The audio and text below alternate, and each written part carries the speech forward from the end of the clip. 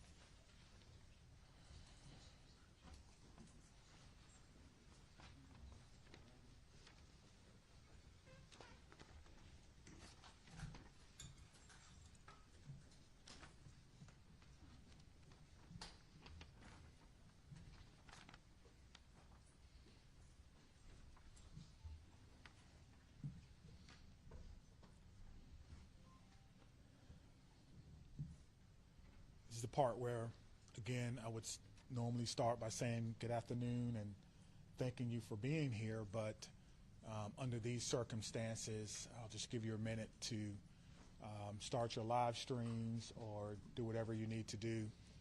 And while you're doing that, my name is Chief Sean Barnes, S-H-O-N-B-A-R-N-E-S. I'm currently the Chief of Police for the Madison Police Department. I'll be providing a brief update of the school shooting that we had today in Madison. There is some information that we're not going to release because it's still an ever-evolving situation. You'll hear from some of our representatives from our city and from our county, and behind me are a lot of people who came together today to make sure that the day ended well and that everyone else was safe. So with that being said, I'll go ahead and start my remarks. Today truly is a sad day for Madison and for our country. It is a day that I believe will live in our collective minds for a very, very long time. Here are the details. Today at 10:57 a.m., our team was called to the Abundant Life Christian School in reference to an active shooter. We know that 3 people are dead, including the suspect shooter. We know that the suspect shooter was a teenage student who attended the school. At this time, we're not releasing the age or gender of the student or any other identifying remarks about the student.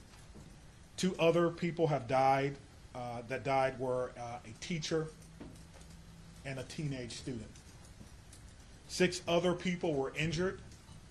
2 students are now in critical condition in the hospital, and these injuries are considered life-threatening injuries. 4 students are also at other area hospitals with non-life-threatening injuries. But these are just the physical injuries that we know about. We know that this was the middle of the day, of a school day, and so there will be other injuries that we'll have to face for a very, very long time. And we're going to do everything we can as a community to heal those injuries as well. Many of you have asked me about the why of this. Why did this happen? What do we know? What was the motivation? I do not know. But I will tell you this, our detectives are working hard in the investigative process to find out as many answers as we can so that we can further prevent these things from happening, not only in this community, but in other communities around our country. I think we can all agree that enough is enough. And we have to come together to do everything we can to support our students, to prevent press conferences like these from happening again and again and again. The school building itself is clear. We've cleared the school. There's no other threats or danger to the community. We're in the process now of what we call reunification.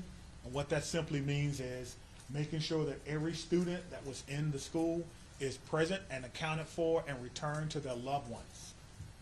This usually takes a while, but we have practiced, unfortunately, and practice, and that's why we're able to reunify students with their parents within hours of a school shooting. The reunification is taking place at the Dean Clinic on Stoughton Road, and I certainly thank them for their help. Again, we need our public to find an alternate route. If that is your normal way home as we get closer to the end of the day, please be patient or find another route home. We're currently processing the scene. We're interviewing those who may have been witnesses, and we're obtaining search warrants to get additional information. And lastly, I want to just say thank you to everyone who's standing behind me, the organizations and agencies that they represent, the men and women of the Madison Police Department and Dane County Sheriff's Office who selflessly ran into a building not knowing what they were going to encounter. Many of you know this about me, but I started my professional career, if you will, as a public school teacher back in 1997. And I taught public school for 4 years. It was one of the greatest joys of my life before becoming a police officer.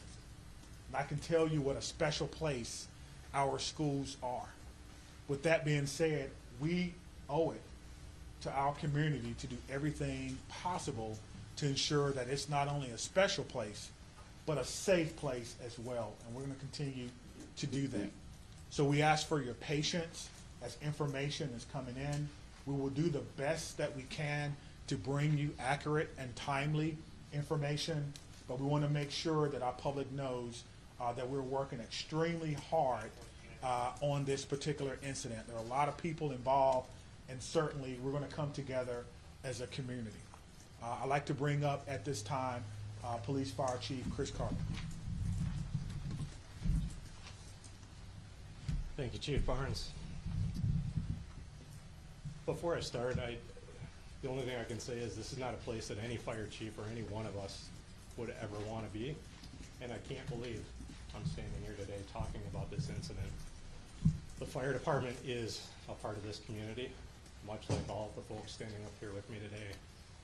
Our hearts are with and our arms are around everybody impacted today and everybody within our community. With that, I won't repeat the details shared by Chief Barnes, but I will share with you the fire department activity for today. Much like Chief Barnes mentioned, at 10:57, we were also dispatched with Engine 5 and Medic 5 to the same location. Throughout the course of the incident, we responded with 5 engine companies, 4 ladder companies, 15 ambulances. I would like to take a moment and share our gratitude for our county partners throughout a multitude of EMS and fire agencies that joined us in the response today. We also had 11 off-duty chief officers that came in on this response. It was a tremendous response from the fire department. We transported 4 patients to St. Mary's. We transported 3 patients to the University of Wisconsin hospitals. On the arrival of our crews, I can say my gratitude to our membership for what they did and their selfless actions today. It's hard for me to place into words what they ran into as well. They did that immediately, they did that selflessly, and within the course of 15 minutes, from the first transport to the last transport, all the patients were on their way to the hospital. So to our membership within the Madison Fire Department and within all the emergency services, my gratitude, my recognition of the work that goes into this, the training that went into this, that again, we had hoped we would never have to put into practice. One more time on behalf of the Madison Fire Department, our hearts are with you, our arms are around you, and we will be with you throughout the duration of this. So at this point, I'll step aside, turn it over to the mayor. Thank you, Chiefs, both of you. This is incredibly, there is no danger to the community at this time, but our entire community has been impacted by this tragic incident. On behalf of the Common Council and the City of Madison staff, I want to offer our heartfelt condolences to the victims and families and to the whole Abundant Life community. Our focus now is on supporting them and supporting the victims and their families. And we will continue to do that through the coming days and weeks. I also want to thank our first responders, and the police, fire, the medical staff, for their quick action and their life-saving efforts. As you've heard already, this is a whole of government response. It is not just police and fire. It is not just City of Madison. We have folks from all around the county. We have folks from multiple agencies engaged in both the initial immediate response and the ongoing support, and will be engaged for days and weeks to come. I also want to thank the White House and the governor and others in the federal government and state government for reaching out to offer their support and help. And we will be drawing on resources as needed going forward. But the most important thing right now is to make sure that we are centering the victims and their families, and that we are doing whatever we can to support them and to help them heal, and to lift our entire community up through this difficult incident. I am on record that I think we need to do better in our country, in our community, to prevent gun violence. And I hope I hoped that this day would never come in Madison. It is not something that any mayor, any fire chief, any police chief, any person in public office ever wants to have to deal with. And so I will ask our entire community and our entire country to do whatever we can to make sure that no public official ever has to stand in this position again. And now I'll invite the county executive to the podium. Good afternoon, everyone. Today, our community is reeling from the heartbreaking and senseless tragedies at Abundant Life Christian School in Madison. As a mom who received a text from her son at a high school here in the city of Madison wondering if he was safe, I can tell you, this hits you in the gut. Our community is better than this. Our country is better than this. Cannot continue. My heart goes out to the victims and their families and the students and the educators, and the list goes on and on. Every one of us is affected by this unimaginable and unacceptable violence that has hit our community today. Dane County stands united in grief with the Abundant Life Christian School community. The Sheriff's Department, the Department of Emergency Management, Department of Human Services have all been on the front lines. My phone has been ringing from people across our state and our nation asking what it is that they can do to help our community. And right now, it is our time to be committed to supporting this school, these students, and these families, and our first responders who went into that building during this devastating time. We must work closely with our law enforcement officers and first responders, mental health professionals, community leaders, and policymakers to ensure that we are taking care of one another. No community should ever have to endure such a tragedy. And my administration is going to do everything that it can to provide assistance to those who have experienced this devastating loss, and also do everything that we can to prevent such tragedy from occurring. To all of those who are grieving in our community, please know that you're not alone. Dane County stands with you. We're here to support you in any way possible. Please reach out and ask for help. The governor's office, as well as the mayor's office, and I will continue to update the public as we learn more. But please understand, there are many things that we cannot share with you right now. This is an active investigation. This is an active case. The SSM Health Clinic near the intersection of Buckeye Road and Stoughton Road is the reunification center. I know that that has been out, but we need to make sure that folks know where it is that they can go to be reunited with their children. Again, in the coming days, we are going to make sure that we are supporting those that have been most impacted by this. But folks, reach out, ask for help. This does not need to be the reality of our community. Thank you. All right, we'll start over here with questions. Can you tell us, how did this unfold? Can you give us a bit of a timeline, how your office is Sure. We received a call at approximately 10:57 a.m. Someone from the school called 911 to report that there was an active shooter. That means something different to us, obviously. There's different protocols that go out, tone alerts even, so that even if officers are busy doing other things, they respond. One of the things that I do want to note is that our training center is about 3 miles from there. We have special event team medics, those that work with the fire department, responded to this particular scene from their training day. So what began as a training day became an actual day. And so that's how this call originally came. Nicholas, did you have a question? What can you tell us, if anything, more about the shooter and what their motivations were, or have you made contact with their family members? Anything updated on that? Sure, there's nothing new that I can tell you about the shooter at this time. Again, as difficult as today is, that's still someone's child that's gone. That's still someone that has to deal with what happened today. And so we want to make sure that we can ensure as much cooperation as we can.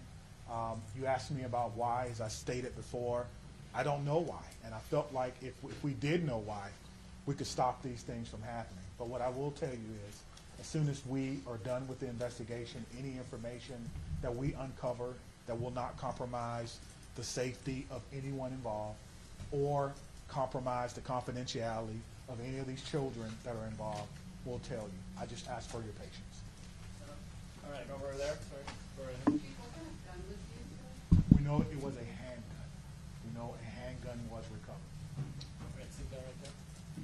Shooting confined to one classroom, or did it spread out? We know it was confined to one space. I do not know if it was a classroom or a hallway. One of the things that we've gotten very good at, certainly different from in my day, is that if you do not need to be in a crime scene, you do not need to go to a crime scene. And so the crime scene and those persons who are involved, the students go together, but they are segregated. So on each different floor, in each different group. And so there's no evidence that anyone else was injured that was not in the age group. Any other? What can you say at this time about how school staff responded? I cannot speak to how the school staff responded. We did have injuries, but could have always, of course, had additional injuries. I do not know what the school's protocols are. Again, this is a private Christian school.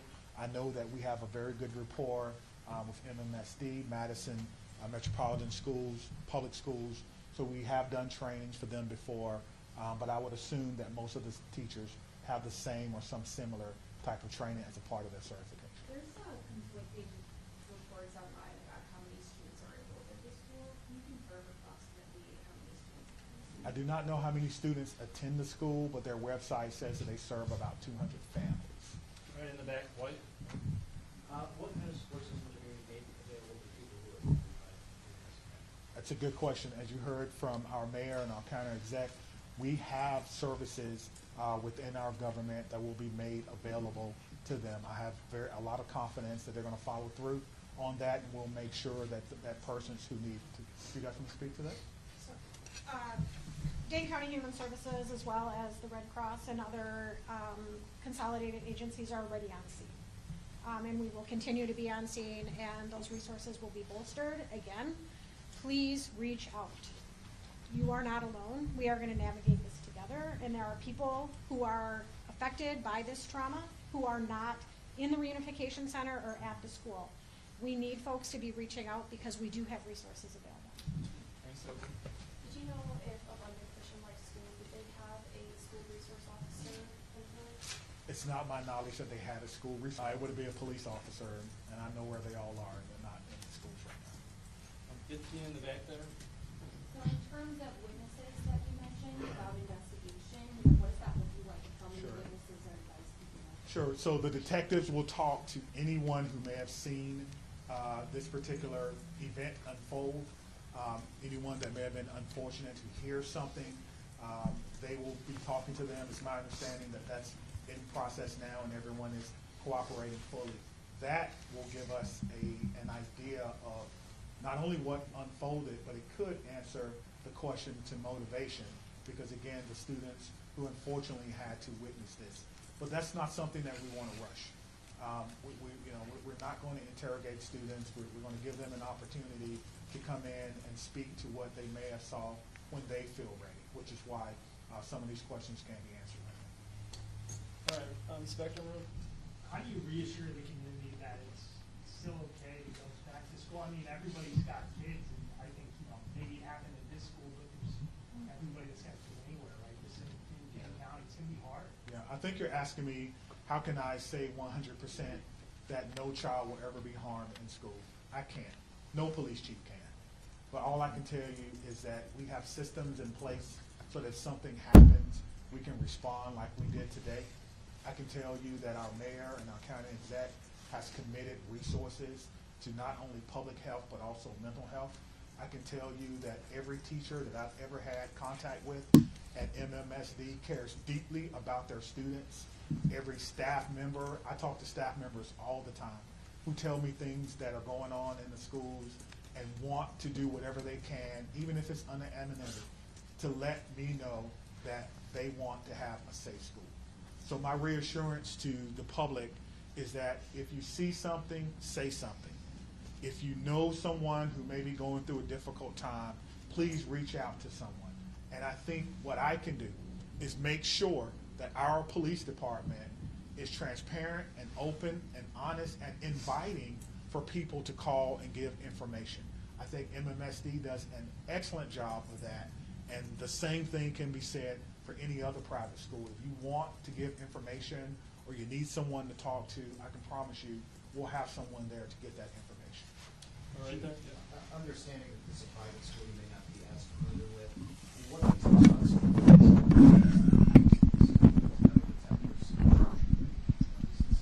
Yeah, that's a good question. I've never been in this school, unfortunately. I'm not aware that there were metal detectors in the school. That's something that we can certainly look at. Most schools have some form of surveillance or public space cameras, but that will be, of course, part of the investigation process. Scott? Chief, can you clarify, you said 7 were injured, but 6 were hospitalized, does that mean one's been shooting for these? And secondly, was the shooter standing cooperating with the investigation? Yeah, so that's 2 questions, but let me try to handle the first one. So I'm trying to go back to my notes. So we do know that 1 person was pronounced at the scene, and so that may be the 7th person. But we can get you all that information just when we're done accurately. And what was your second question? Was the shooter standing cooperating? At this time, yes, So you have made contact with the shooter, Stanley? we have. And what were the steps taken to do that? It's through the investigative process. Okay. Yeah. Is the shooter's home being searched for Yes, we can hear you. Once we have identified, we have initiated a search, but we think that search is either ongoing now or that search may be concluded. Of course, it's about safety. That's the first thing. Making sure that people are safe, and then we'll go from there. This has been, an amazing day for everyone.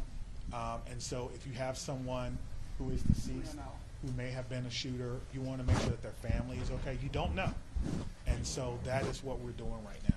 It is about the safety of everyone. This is going to be a long day for the Madison Police Department. We just want some of your patience. Are you aware, had the school had any prior threats? And then just, jumping off of that, do you know if the shooter had any prior contact with law enforcement? We do not know that the shooter had any prior contact with law enforcement, but I did do a check of the school. There were some calls, but they were like 911 hang-ups, things of that nature. There was nothing that suggested that the school was a place that violence would occur.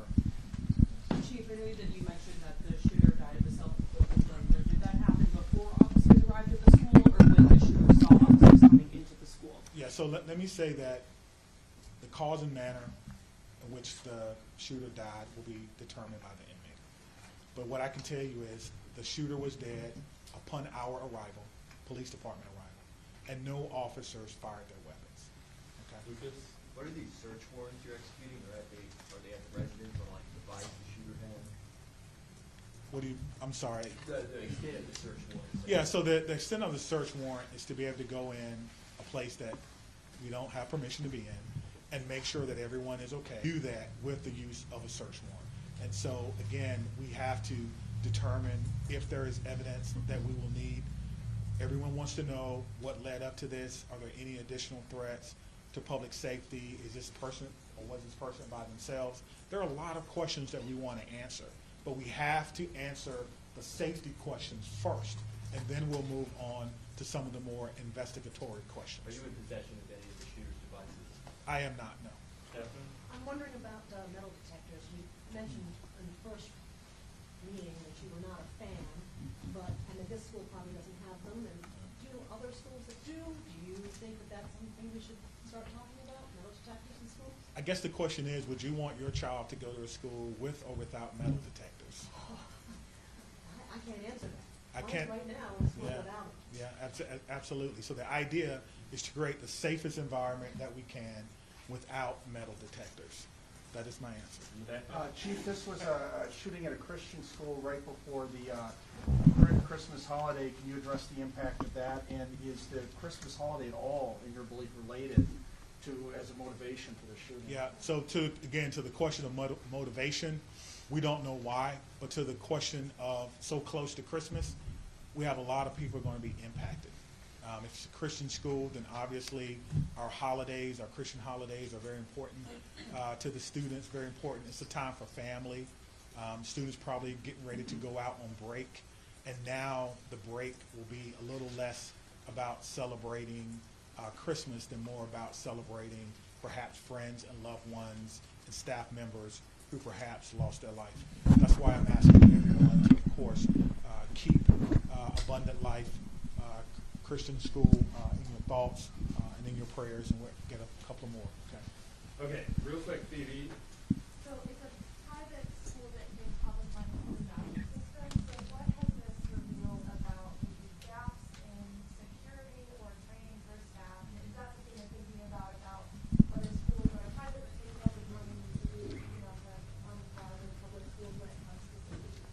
Well, what I'm telling you is that in 1997, I began my professional career as a public school teacher. I taught history for 4 years before becoming a police officer. So I did not get far enough to take courses in administration and budgeting of schools. I don't know what governs private schools, if they receive money, where that comes from. That would probably be a question that you would probably need to ask someone who's more intimately involved in the school system. And what their requirements are if they do receive that. But you could probably compare what has happened or what goes on, their security measures, with the security measures of any school in MSD, and then that will may give you your answer. That's a very, Just one very quick follow-up, because there has been some criticism of the law departments and their response to these school shooting incidents, particularly in Uvalde. How did that inform your game plan today, and how quickly were your officers able to get over the school? What were they told to do? Sure. We train on this, as I spoke about earlier. When officers arrive on the scene, they immediately go in, which we did in this case. Stop the threat, stop the killing, find the killer. That's how we train, and that's exactly what we did today. There's no waiting. There's no coordination of who's in charge. Everyone knows exactly what to do. I spoke about this earlier. We train on this constantly. Our commanders, including the fire chief and I, was in a commander's training less than 2 weeks ago, going over this exact same scenario for another fictional location. And so all of that came into play today, and our officers performed extremely well based on their training and based on the expectations that they know exactly what to do. Stop the threat, stop the killing, find the threat.